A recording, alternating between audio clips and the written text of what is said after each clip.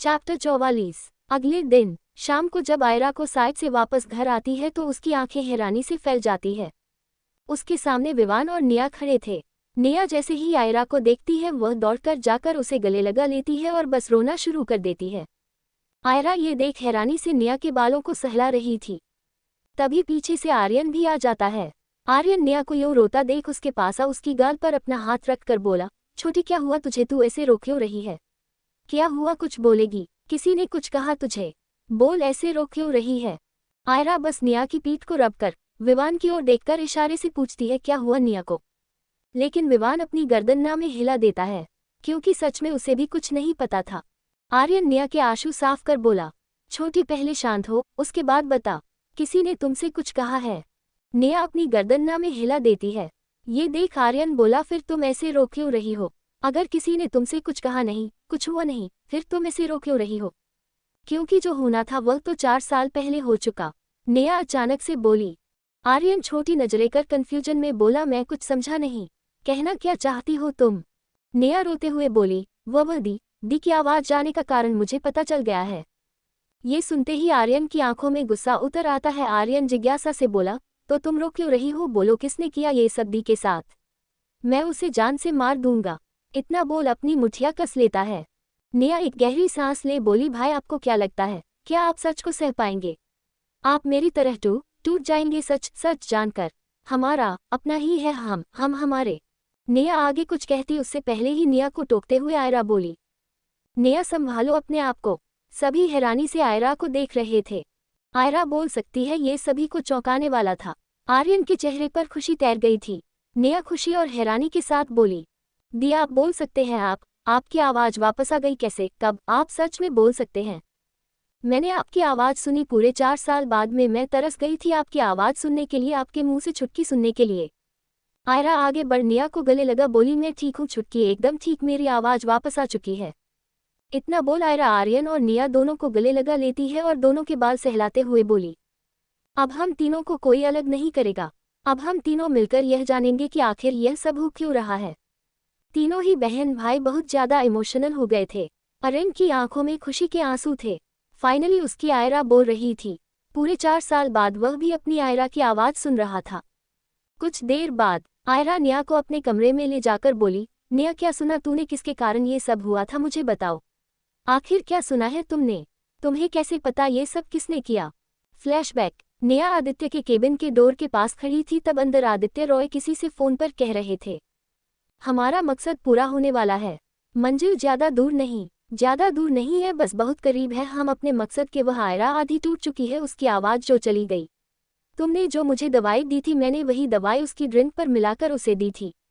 आज 4 साल हो गए, अब तक उसके मुंह से मैंने कोई भी आवाज नहीं सुनी। क्या ही उखाड़ लेगी, वह हमारा कुछ नहीं कर सकती, हो है वो हमारा। और ऊपर से उसका वह पति कोई नहीं जानता कि वो वशिष्ठ फैमिली का बेटा है। कुछ नहीं बिगाड़ सकते वह दोनों हमारा। सब जान जाएंगे तब भी नहीं। ये सब बाहर से खड़ी होकर निया सुन रही थी। उसकी तो पैरों तले से ही जमीन खिसक गई थी। उसी के डैड ने अपनी ही बड़ी बेटी की आवाज छीन ली। लेकिन क्यों, इस सवाल का जवाब तो उसके पास नहीं था। फ्लैशबैक खत्म। निया ये जानकर बहुत हैरान थी कि एक पिता आखिर अपने ही बच्ची की आवाज कैसे छीन सकता है। निया आयरा से शिकायत करते हुए बोली, लेकिन दी डैड आपके साथ ऐसे कैसे कर सकते हैं? आप उनकी बड़ी बेटी है, उन्हें तो मुझे समझना चाहिए था ना। अगर मैं आपके साथ गलत करती थी तो डैड को तो मुझे समझना चाहिए था। लेकिन नहीं, उन्होंने और मॉम ने तो हमारी गलतफहमी की चिंगारी को आग में बदलने का काम किया। लेकिन क्यों? आयरा बोली, क्योंकि वह मेरे और आर्यन के मॉम डैड नहीं है। निया हैरानी से आयरा देख रही थी। उसकी मोटी मोटी आंखें बाहर आने को थी। क्या? पूरी तरह शॉक और ब्लैक पर गई चेहरे के साथ निया ने कहा, यह क्या कह रहे हो दी आप, कि डैड आपके डैड नहीं है? मोम का जानती हूँ, लेकिन डैड वो तो आपके और भी के डैड है ना। आयरा बोली, वो मेरे और आर्यन के बायोलॉजिकल डैड नहीं है। ये सब वो प्रॉपर्टी के लिए कर रहे हैं। जो मेरी माँ की है, वह चाहते हैं कि वह सारी प्रॉपर्टी उनके नाम हो जाए या फिर तुम्हारे। सिर्फ पैसा पावर के लिए सब कुछ हो रहा है। मुझे तो ये भी नहीं पता कि मेरी असली फादर कौन है, कहाँ है, और मैं यहाँ आर्यन का पास जानने नहीं, अपने फादर को ढूंढने आई हूँ। आयरा निया का हाथ थाम आगे बोली, मुझे एक प्रॉमिस करो, तुमने जो सुना जो देखा इस बारे में आर्यन को कुछ भी नहीं बताओगी। प्रॉमिस करो छुटकी। निया अपना सर हाँ में हिला देता है।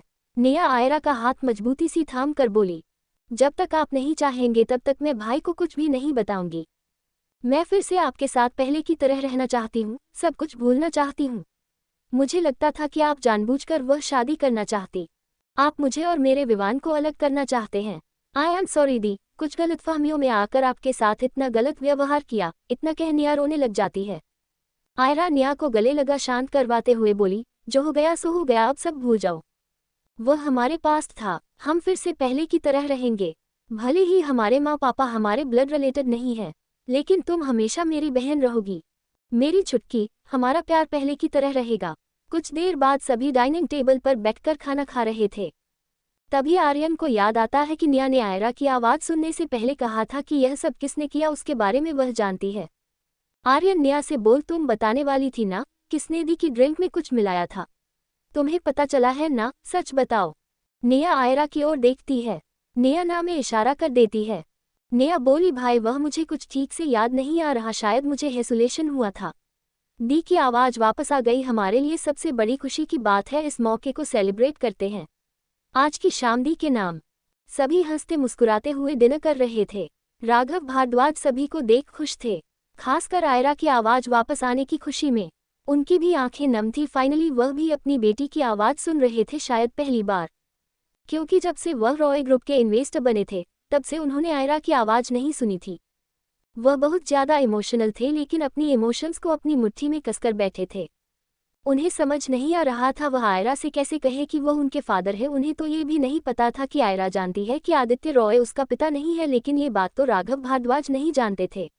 ना ही वह ये जानते थे कि आर्यन और आयरा किस तरह से रिएक्ट करेंगे जब उन्हें पता चलेगा कि मिस्टर भारद्वाज उनके पिता है और आदित्य रॉय ने क्या कुछ उनके और उनकी मां के साथ किया है। क्या वह सच को एक्सेप्ट कर पाएंगे, खासकर तब जब आर्यन आदित्य को अपना सब कुछ मानता है।